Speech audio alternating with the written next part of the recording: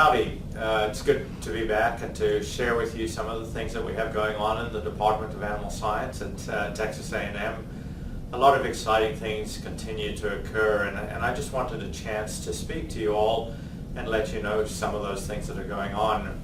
I just recently got back from a trip to South Texas where I had a chance to visit with folks in multiple regions, from San Antonio down to Laredo and across to Kingsville, and got a chance to understand some of the issues that those livestock producers are dealing with, and how Texas A&M can provide some leadership in some of the efforts in making them productive livestock operations.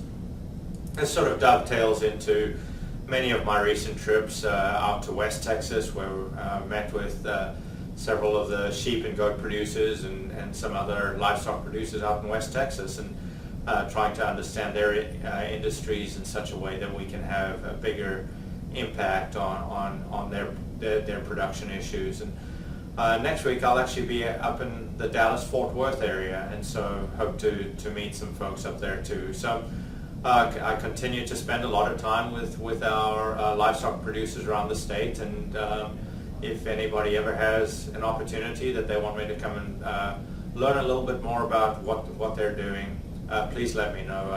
I really value the time that I spend with our livestock producers. So with that, I just wanted to quickly give you an update about our judging team reunion, which occurred on September 13th. We really had a nice turnout to that event. About 300 people came, and it was an opportunity for us to highlight all of the judging teams from meats, livestock, wool, and we even included our horses and new judging teams like animal welfare and our dairy challenge teams. And so those students had a chance to share with all students and all judging team members some of the things that they're facing today, and we're going to continue making an effort to highlight our judging teams in every way we can. In addition to that, we had our department's tailgate, which was hosted at the Rec Center right opposite Kyle Field, and we had a fantastic attendance there again this year, and we hope to continue to do that on an annual basis. And so appreciate all of those of you who made an effort to come to one of those two events, and we welcome folks to come in the future. As far as our academics are concerned, we usually assess our enrollment on the 12th day of school, and just want to let you know that certainly in terms of our enrollment, we continue to have an increase in undergraduate enrollment. We're close to around 1,250 students on the 12th day of classes this year. We have about 107 graduate students, and so significant continued growth in our enrollment, but we're awfully excited about the students that we're getting into our program right now. Many of you might have seen some of the things that we've talked about a little bit in terms of our beef cattle center and some of the improvements that we continue to make in terms of our infrastructure. We've made significant changes to our fences, our facilities, and we're continuing to make significant changes there. But if you've had a look at social media recently, you would have seen that we've had our first calves as a result of in vitro fertilization to initiate our Red Angus herd, and so certainly appreciate the Red Angus Association and all of the Red Angus breeders that have contributed to that effort in establishing that Red Angus herd. And the same goes for our Beefmaster herd. We had our first heifer delivered that was donated by the Ammons family. Couldn't be more proud of what the Beefmaster folks have done in terms of taking a proactive approach to establish our Beefmaster herd. So that gets us to the point of having a really first-class Red Angus and Beefmaster herd that sort of ties into the other herds that are owned by our department in the Texas A&M system. We have multiple other breeds of cattle through the system, and we're awfully proud of the direction that we're going with regards to those breeds.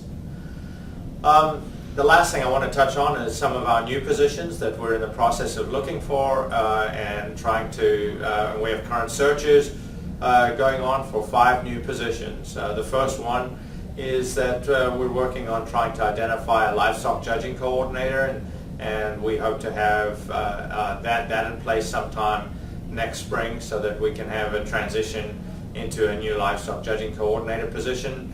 And that person's also going to be doing some undergraduate teaching in our department.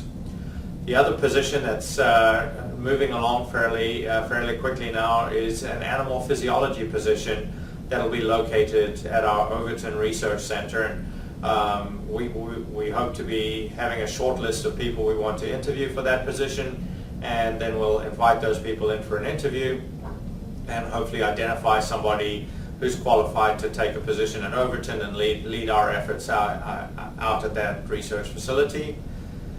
There's also a current search going on for our extension livestock specialist position that is located, that position will be located either at Stephenville or Uvalde, but somewhere central to the state to fulfill some of our needs that we know are needed in those regions. And so we do have a list of 2 candidates that will be coming in October to interview for that position, and we certainly hope that one of those is a candidate that meets the qualifications for what we're looking for to fill the role there. An exciting position is our epigenetics position, and epigenetics essentially are the extra genetic things that might have an influence on animal production. And so we're just starting a search for that. We have a search committee put together of departmental faculty that are actually going to go out and try and recruit people to apply for that epigenetics position. And so we're hoping to start trying to interview for that position sometime in January or February, but the process is just starting right now.